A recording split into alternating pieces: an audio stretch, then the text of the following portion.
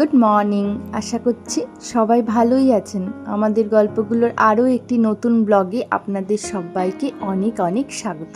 গত দুদিন ধরে আপনাদের সাথে কোনো রকম ব্লগ শেয়ার করতে পারিনি, আসলে বাড়িতে পুজো ছিল, আর সেই ব্লগগুলো এডিট করে আপনাদের সাথে শেয়ার করারও সময় হয়ে উঠছে না, যেই কারণে একটু দেরি হয়ে গেল। আপনাদেরকে একটা মিনি ব্লগে বলছিলাম যে আমার বাপের বাড়িতে পুজো আছে, তাই মায়ের সাথে ও বাড়ি থেকে এ বাড়িতে চলে এসেছি। মানে এই যে ভিডিওটি দেখছেন, গতকালকে আমরা এসেছি আর আজকে হলো পরের দিনের সকাল সকাল ঘুম থেকে উঠে পড়েছি। আগামীকাল বাড়িতে পুজো আর প্রচুর কাজ আছে। আজকে সারাদিনেই প্রচুর কাজ করতে হবে। বাড়িতে একটা পুজো হলে দেখবেন প্রচুর কাজ থাকে। আমাদের কলের পাড়ের এই চাল কুমড়ো গাছটি কিন্তু প্রত্যেক বছরই এই সময় হয় বলতে বাবাই লাগায়, তবে এই বছরের ফলন কম। প্রত্যেক বছরে প্রচুর চাল কুমড়ো ধরে গাছটিতে, তবে চাল কুমড়ো গাছে একসাথে অনেক চাল কুমড়ো আপনি দেখতে পাবেন না। তার কারণ হচ্ছে মা চাল কুমড়ো ছোট থাকতেই পেরে খেয়ে নেয়, মানে কচি আর কি। চাল কুমড়োগুলো যখন বেশি বড় হয়ে যায় তখন না ভালো লাগে না খেতে, মানে বীজগুলো বড় বড় হয়ে যায়, ওই কারণেই আর কি গাছে অনেক চাল কুমড়ো ধরে থাকে না। আর মা হচ্ছে যে কটা চাল কুমড়ো হয় তার মধ্যে কিছু কিছু চাল কুমড়ো পাড়ায় সবাইকে দিয়ে থাকে। ম্যাও কোথায় আছে? ওই যে ম্যাও একটা চলে গেল, ওই যে ম্যাও চলে গেল। হ্যাঁ, শিগগির যাও, দৌড়ো তাড়াতাড়ি নামুগা, দৌড়াও। আজকে আমরা নিরামিষ খাবো, যেহেতু আগামীকাল বাড়িতে পুজো আছে, তো পুজোর আগের দিনটা না আমরা নিরামিষই খাই। মা সকালবেলা নিরামিষ রান্নাবান্না করছে। রান্নাটা আজকে সকাল সকাল করে নিচ্ছে, তার কারণ বাড়িতে আরও প্রচুর কাজ রয়েছে। আর মায়ের হাতে নিরামিষ বলুন আমিষ বলুন প্রত্যেকটা রান্নাই ভীষণ পছন্দের। তার উপর যদি অনেক দিন পরে খাই তাহলে তো আরও বেশি ভালো লাগে। বাড়ির গাছের কচি চাল কুমড়োর ডাল মা ভীষণ ভালো করে। প্রত্যেক বছরই এই সময়টাই বেশিরভাগ দিন ওই কচি চাল কুমড়ো দিয়ে ডাল করে থাকে। আর এদিকে কাঁঠালের বীজ ভাজা ভীষণ ভালো লাগে আমার। আজকে মা কয়েকটা বড়া করে সেই বড়াগুলো দিয়ে নিরামিষ তরকারি করছে, এটাও আমার ভীষণ পছন্দের জানেন। বড়াগুলো ওই যে ডাল ভিজিয়ে বড়া করে সেরকমভাবে।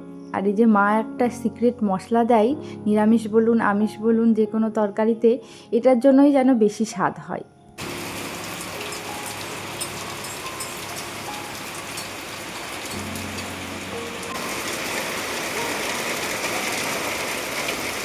এত ঝমঝমিয়ে বৃষ্টি নামলো, এখন এই যে বাইরে যে কাজগুলো আছে কিভাবে করব এটাই ভাবছি। আসলে যেগুলো বাইরের কাজ সেগুলো তো বাইরে গিয়েই করতে হবে। তো আমরা ভাবলাম যে সকালে খাওয়া দাওয়াটা কমপ্লিট করে নিই, তারপরে সব কাজগুলো শুরু করব। তো এই যে মায়ের হাতে চাল কুমড়োর ডাল, আজকে ভাবছি ওই যে পুজোর বাসনগুলো মেজে রাখবো, যেহেতু কালকেই পুজো, আর তাছাড়াও প্রচুর কাজ রয়েছে। তো এই সমস্ত কাজগুলো কিন্তু আমাদেরকে বাইরে গিয়েই করতে হবে, তাই বৃষ্টির জন্য না একটু চিন্তাই হচ্ছিল। মা এদিকে পুজোর সমস্ত বাসনগুলো বের করছে। আমরা সকালে খাওয়া দাওয়া কমপ্লিট করে এবার সবাই মিলে কাজে লাগবো। বাড়িতে তো বোন নেই, আমরা তিনজন, আমি মা আর ভাই। একটা মানুষ যদি বেশি থাকে না অনেক কাজ এগিয়ে যায়। যাই হোক, আমি মাকে বললাম তুমি ওদিকে রান্নাঘর পরিষ্কার, রান্নাঘরের বাসনগুলো মাজো, আমি টুকটুক করে পুজোর যে বাসনগুলো কালকে লাগবে সেগুলোই মাজতে থাকি। আর এখানে পুজোর বাসনটা নামানোর পর দেখছি এখান দিয়ে না একটা সাপ যাচ্ছে। আমাদের এই জায়গাটাই না আশেপাশে প্রচুর সাপ ঘোরাঘুরি করে, মানে মাঝে মধ্যেই দেখা যায়, তবে এগুলো বিষাক্ত সাপ নয়। বিষাক্ত সাপটা সেরকমভাবে দেখা যায় না, তাহলে কিন্তু বেশ ভয়ই লাগতো যদি বিষাক্ত সাপ ঘোরাফেরা করতো। তো সাপটা চলে যাওয়ার পরে আমি এখানে বাসন মাজতে বসে গেছি। এখন আর ওই সাপগুলোকে ভয় লাগে না, কারণ ছোটোবেলা থেকে একভাবে দেখছি তো, এই কারণে। তো মা ওদিকে রান্নাঘর পরিষ্কার করতে গেল, আর আমি এদিকে সব পুজোর যত বাসন আছে সব কিছু নিয়ে বসে পড়েছি। আমি প্রথমে স্টিলের বাসনগুলোই মেজে নিচ্ছি, কারণ স্টিলের বাসনগুলো না একটু সাবান দিলেই পরিষ্কার হয়ে যাবে। তবে ওই যে কাঁসার বাসন যেগুলো, সেই কাঁসার বাসনগুলো মাজতে অনেকটা ঝামেলা, আপনারা তো জানেনই। পুজোর বাসন যদি একটু চকচকে করে না মাজা হয় তাহলে তো ভালো লাগে না। আর কাঁসার বাসনগুলোই বেশি পুজোর বাসনে, স্টিলের বাসন কম, হাতে গোনা কয়েকটা। তাই ভাবলাম যে বাসনগুলো মাজতে বিশেষ ঝামেলা নেই সেগুলোই আগে মেজে রাখি।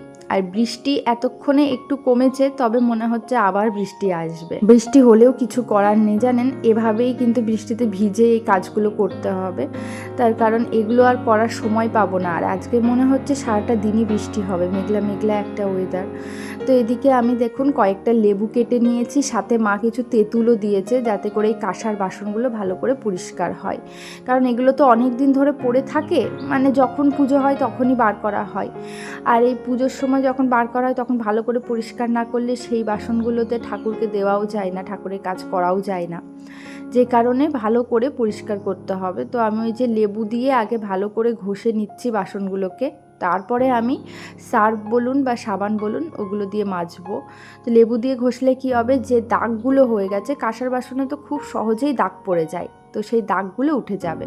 তো লেবু দিয়ে ঘষার পরে আমি একটু সাবান আর সাথে একটু মাটি নিয়েছি, মাটিতে ভীষণ ভালো পরিষ্কার হয়। তারপরে ওই সাবান আর মাটি মিশিয়ে এই যে কাঁসার বাসনগুলো আস্তে আস্তে মেজে নিচ্ছি। এই কয়েকটি বাসন মাজা ধোয়া দুটোই হয়ে গেছে, তাই আলাদা করে তুলে রাখলাম। অলরেডি বৃষ্টি কিন্তু শুরু হয়ে গেছে, আর আমি এই বৃষ্টির মধ্যেই বসে আছি, কিছু করার নেই। এই বাসনগুলো ফেলে রেখে যদি এখন আমি চলে যাই তাহলে কতক্ষণে যে বৃষ্টি কমবে তার কিন্তু কোনো ঠিক নেই। তো এই কারণে আমি ভাবলাম বাসনগুলো মেজেই একবারে উঠবো। আর এই যে থালাগুলো এত সুন্দর ডিজাইন করা, আর এই ডিজাইনের ভিতরে এত ময়লা ময়লা লাগছে ওই যে পরে থাকতে থাকতে।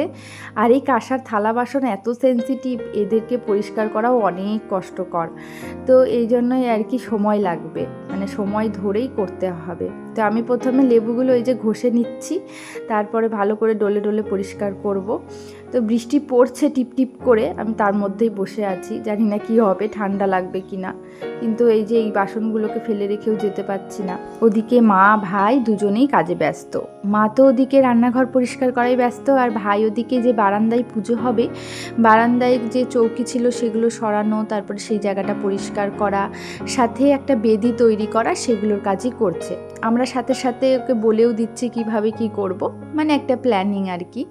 তো সেই সমস্ত প্ল্যানিংগুলো চলছে কিভাবে পুজোটা হবে আর কি। তো এদিকে কাজও চলছে। তো আমার এদিকে যে বড় যে পুষ্পপর্তন বলে, সেই পুষ্পপর্তনগুলো কিন্তু ধোয়া হয়ে গেছে। এবার টুকটাক ছোটোখাটো যে কাঁসার বাসনগুলো সেগুলোও ধুয়ে নিচ্ছি। আর বৃষ্টি পড়ছে বলে এই যে মাথায় গামছা দিয়ে নিয়েছি, যেহেতু মাথায় জল পড়লে কিন্তু ঠান্ডা জ্বর আমাদের লাগে বেশি। তো এখানে আমি আবার আরেকবার করে ভালো করে ধুয়ে নিচ্ছি। একবার তো ওখানে ধুয়েছি, আবার পরিষ্কার জল এনে আবার আরেকবার ধুয়ে নিচ্ছি। কারণ দেখবেন নিজেদের বাসন তো একরকম, ঠাকুরের বাসন বা পুজোর বাসনগুলো বেশি পরিষ্কার পরিচ্ছন্ন রাখতে হয়, কারণ ওটা যেহেতু আমরা ভগবানকে দেব, ভগবানকে নিবেদন করা হবে, সেই কারণে। তো এখন বেশ জোরেই বৃষ্টি চলে এসেছে, ওই জন্য আমি মাকে ডাক দিয়েছি, মা তোমার ওদিকে কাজ হয়ে গেলে একটু এদিকে এসো, তাড়াতাড়ি করে যে ছোট ছোট বাসনগুলো রয়েছে সেগুলো একটু মেজে নিই, কারণ না ছোট ছোট বাসন মাজতে একটু বেশি সময় লাগে, কারণ এগুলো তো ছোট, বেশি ডলে ডলে মাজতে হয়। আর এই মাজতে গিয়েই একটা ছোট্ট থালায় এত ধার থালাটার ধারে, তো সেই কারণে আমার হাত কেটে গেছে। তো ওই কাটা হাত নিয়েই করছি এখন। আর ওই হাত কেটে যাওয়ার কারণে আমি তাড়াতাড়ি করে কাজ করতেও পারছি না, তাড়াতাড়ি করে বাসনগুলো মাজা ধোয়া করতে পারছি না। তো মা দিকে আমার সাথে একটু হেল্প করছে, খুব সুবিধাই হলো, কারণ জোরে বৃষ্টি নেমে গেছে। তো এই ছোটো ছোটো বাসনগুলো মাজা হয়ে গেলে সমস্ত বাসন মাজা কিন্তু কমপ্লিট হয়ে যাবে। আর এখনও কিছু কাজ আছে, যেমন আমাদের বাড়িতে যে তুলসী গাছগুলো আছে, তুলসী গাছ থেকে প্রচুর তুলসী পাতা তুলতে হবে। তার কারণ হচ্ছে কালকে নারায়ণকে তুলসী পাতার মালা দেওয়া হবে। আমাদের বাড়িতেই নারায়ণ রয়েছে, নারায়ণের পুজোটাও তো একসাথে হবে। আর কালকে কি পুজো হবে অবশ্যই কালকের ব্লগে আপনারা দেখতে পাবেন। তো যাই হোক, নারায়ণের পুজোটাও হবে বলে নারায়ণের জন্য মা কিছু তুলসী পাতা তুলেছে। আর কালকে পুজোর জন্য তো ফল লাগবে। আর আমাদের এই বাতাবি লেবু গাছটিতে প্রত্যেক বছর প্রচুর ফল হয়, তবে এই বছর ওই গাছের ডালগুলো কেটে দেওয়া হয়েছিল বলে ফলনটা কম হয়েছে। তো আজকে প্রথম দিন এই লেবু পাড়া হচ্ছে, কারণ কালকে ঠাকুরকে নিবেদন করা হবে, সেই কারণে। আর এই বৃষ্টির মধ্যে ভিজে ভিজে আমরা তিনজন লেবু পাড়তে ব্যস্ত। তো এই যে 3টে লেবুই হয়েছে মনে হয় গাছে, এর আগে হয়েছে কিনা আমি জানি না। গাছের যে 3টে লেবু ছিল সেই 3টেই পেরে নেওয়া হলো পুজোর জন্য, মানে একটা তো ঠাকুরকে নিবেদন করা হবে, আর বাকিগুলো সবাইকে প্রসাদ দেওয়ার জন্য আর কি পাড়া হলো। তো লেবুগুলো না ভীষণ হালকা, আমি সেটাই বলছিলাম। আর এইদিকে এই যে বললাম না, মা তুলসী পাতা তুলেছে, ওগুলো ধুয়ে রাখছে। তো কারণ কালকে ওই যে মালা গাঁথতে হবে, হয়তো আজকে রাতেই মালাটা গেঁথে রাখবো। এখন তো সন্ধ্যা হয়ে গেছে, আপনাদের সাথে আবার সন্ধ্যাবেলায় দেখা হচ্ছে। বিকেলবেলা প্রচুর কাজ ছিল, মানে সারাটা দিনই প্রচুর কাজ। তবে আজকে না কারেন্টটা ভীষণ ডিস্টার্ব করছে, যে কারণে আমি সমস্ত কিছু ভিডিও করতে পারিনি, অন্ধকার অন্ধকার হয়ে গেছিলো বিকেলের দিকটা। তো এখন অনেকটা রাতও হয়ে গেছে, এই ধরুন রাত 8টা মতন বাজে। মা এদিকে কালকে পুজোর জন্য ধাগা বানাচ্ছে। তো আপনারা এটা দেখলেই বুঝতে পারবেন, যারা জানেন যে কালকে কি পুজো হতে চলেছে, সবাই কমেন্ট করে জানাবেন যে কালকে আমাদের বাড়িতে কি পুজো হতে চলেছে। তো কালকে হচ্ছে মঙ্গলবারে পুজোটা হবে। তো এই যে ধাগা বানানো হয়েছে আর 13টা গিট দিয়ে এই ধাগা বানানো হয়েছে, আর মাঝের যে গিটটা সেটাতে হচ্ছে 13টা দূর্বা দেওয়া হয়েছে।